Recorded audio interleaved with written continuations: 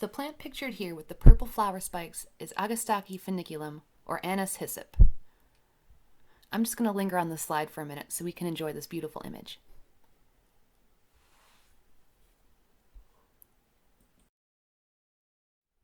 Anise hyssop, like several of the herbs we'll cover in this unit, can be grown as both an ornamental and as an herb. I was actually introduced to this plant as an ornamental in a perennials class I took before I was ever aware of its herbal uses. You can see here it has an upright, somewhat narrow form, and it gets to around 2 to 4 feet tall and 1.5 to 2 feet wide.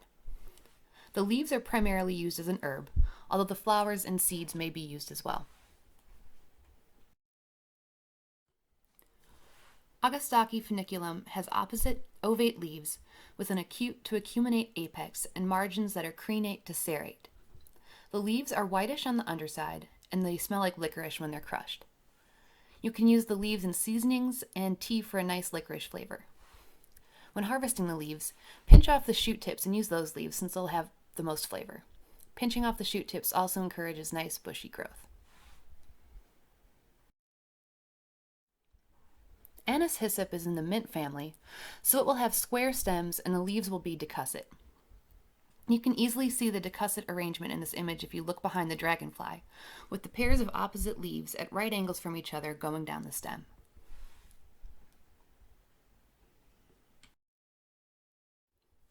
The inflorescence of Agastache foeniculum is a spike, around 2 to 4 inches long, composed of many small, tubular, violet-colored flowers. The flowers are arranged in dense whorls, as you can see here. Flowering starts in June and continues until late autumn. Here in this close-up image, you can see that the flowers have exerted stamens and are bilabiate.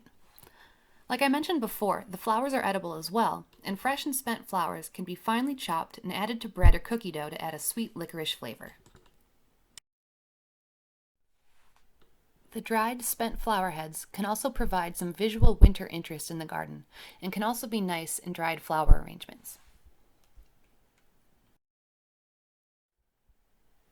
There are a number of beautiful cultivars of Agastache foeniculum, such as this one called Golden Jubilee, which is a little more stout than the species, getting up to about 20 inches high with golden to lime green foliage.